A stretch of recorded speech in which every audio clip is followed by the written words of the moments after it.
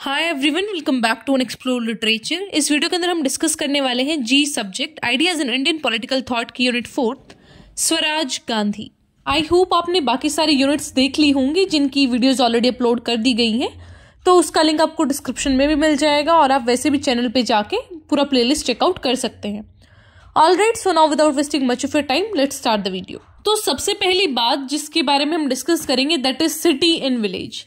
तो गांधी जी थे जो वो हमेशा ऐसा प्रेफर करते थे कि हमें विलेजेस को आगे बढ़ाना चाहिए बिकॉज सिटीज आर आर्टिफिशियल। जो हमारा इंडिया है उसकी major population lives in this rural background, तो हमें जो हमारा रूरल जो एरियाज है, रूरल पॉपुलेशन है, उसको आगे बढ़ाना चाहिए, ना कि अर्बन स्पेस को, बिकॉज अर्बन स्पेस हमारे पूरे इंडिया को रिप्रेजेंट नहीं करता। हमारा जो पूरा कल्चर है, हमारी सोसाइटी है, that is in to the rural background. That's why we have to make sure that our rural background is developed and the rural development should take place। फिर गांधी जी बोलते हैं कि कौन सा ऑल्टरनेटिव हमें रूट लेना चाहिए for this total rural reconstruction. तो हमें क्या करना चाहिए, पहले आइडेंटिफाई करना चाहिए कि कौन सा एरिया है जहां पे हम डेवलपमेंट कर सकते हैं, कौन सी चीजों में डेवलपमेंट किया जा सकता है। तो we have to take care about that. तो सबसे मेजर जो एक चीज है जो विलेजेस को पीछे खींच रहा है दैट इज द सुपरस्टिशंस, कि उन लोगों के अंदर जो साइंटिफिक टेम्पर है वो डेवलप नहीं हुआ है। तो we have to make sure कि उन लोगों को एक रैशनल थिंकिंग जो है वो दी जाए, and that can only be done through education. तो आप एजुकेशन जब प्रमोट करेंगे तो लोगों के पास रैशनल थिंकिंग आएगा, and if people will develop this rational thinking then automatically our rural background will develop.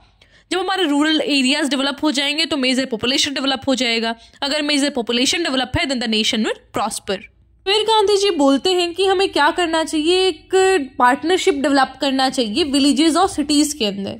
ऐसा नहीं है कि आप सिटीज को सिर्फ डेवलप करे जा रहे हैं एंड विलेजेस आर बैकवर्ड। तो आपको इन दोनों के बीच क्या करना है, एक पार्टनरशिप डेवलप करना है, जो कि एक विजन था मार्क्स और एंगल्स का भी। तो यहाँ पे बोलते हैं कि आपको दोनों को डेवलप करना है। ऐसा नहीं होना चाहिए कि विलेजेस सफर कर रहे हैं because of the development in the cities. इसका एग्जाम्पल हम ले सकते हैं developing countries and developed countries के कॉन्टेक्स्ट में भी, कि जो डेवलपिंग कंट्रीज हैं उन पे अभी हम बोल रहे हैं कि आपको ये जो कार्बन न्यूट्रल बनाना है, आपको कोई भी कार्बन जो भी सोर्सेज हैं जहां से कार्बन डाइऑक्साइड निकल रहा है वो बंद करने हैं, वो कम करने हैं, but it is not possible. वो ऐसा नहीं कर सकते हैं इस टाइम पे क्योंकि वो देश अभी डेवलप हो रहे हैं। लेकिन आप डेवलप होके बैठे हैं, you people are at the stage कि आपने अपनी सारी तरक्की कर ली है, आपका इंडस्ट्रियलाइजेशन एंड स्टफ ये सारी चीजें हो चुका है।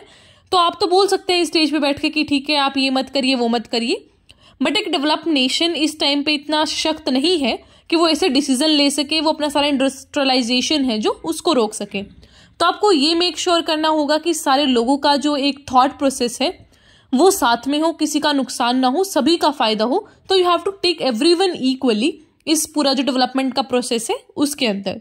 Then comes the idea of Gram Swaraj. तो यहाँ पे गांधी जी बोलते हैं कि हमें विलेजेस के अंदर लोगों को इतना ऐसा डेवलप करना है, इस तरीके का मॉडल बनाना है कि वहां पे आप क्या करेंगे, अपना ही एक पार्लियामेंट्री टाइप ऑफ थिंग बनाएंगे, एक डेमोक्रेसी का मॉडल बनेगा यहाँ पे, जहाँ पे लोगों को इतना पावरफुल आप बनाएंगे कि वो रूल कर सके, अपने डिसीजंस खुद ले सके। तो जो ये पंचायती राज वाला सिस्टम है ना, this was given by Gandhi ji, जो कि अभी 73rd और 74th कॉन्स्टिट्यूशन अमेंडमेंट एक्ट के थ्रू ऐड किया गया था।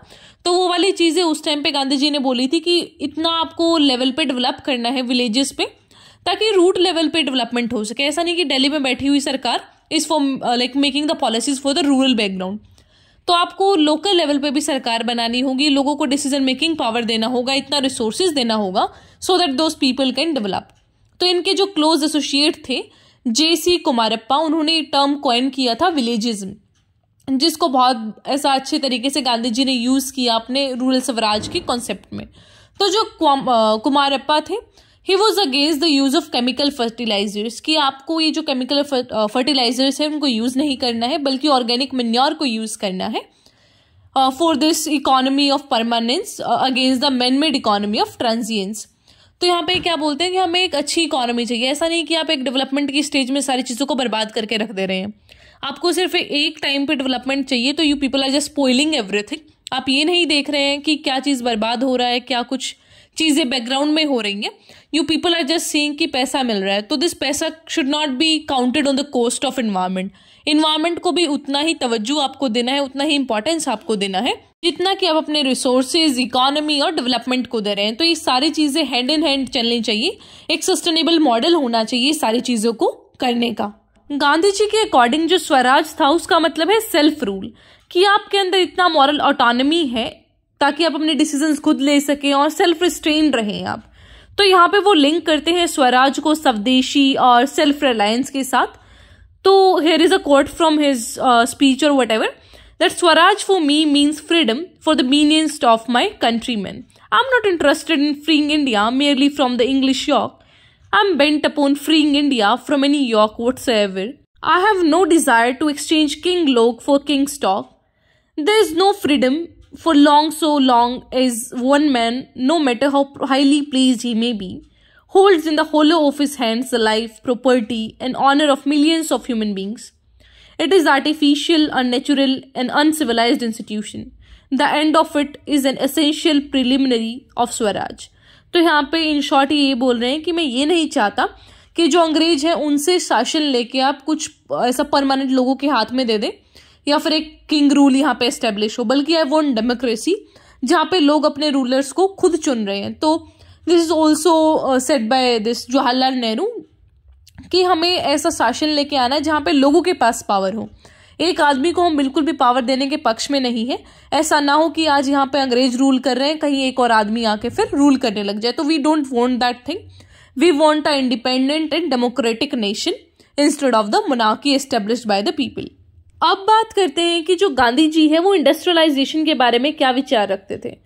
तो it is very important to note that कि जो गांधी जी थे वो क्रिटिसाइज करते थे मॉडर्न टेक्नोलॉजी को, और उनके माने तो ये बहुत इल इफेक्ट डालती हैं पूरी कंट्री के ऊपर। Then the second thing is कि वो इकोनॉमी की जो इक्वालिटी है उसके बारे में बोलते हुए कहते हैं कि वो सोशलिस्ट पर्सपेक्टिव को मानते हैं कि सारे लोगों को भला होना चाहिए। ऐसा नहीं कि एक जो ग्रुप है उसके पास बहुत सारा पैसा है and all people are living in poverty. तो ऐसा प्रेजेंट कॉन्टेक्स्ट में भी हम देख सकते हैं कि कुछ चुनिंदा लोग हैं जिनके पास ऑलमोस्ट सारा वेल्थ है एक कंट्री के जीडीपी का, and the others are living on this mere wages कि आपके पास बहुत कम पैसा है, आपका सर्वाइवल भी नहीं हो पा रहा है। तो वो सारी चीज़ें हैं उसको अबॉलिश करना चाहते थे गांधी जी। ही वॉन्टेड कि सभी के पास इक्वल राइट्स हो और प्राइवेट जो प्रॉपर्टी वाला कॉन्सेप्ट है उसको बंद कर दिया जाए।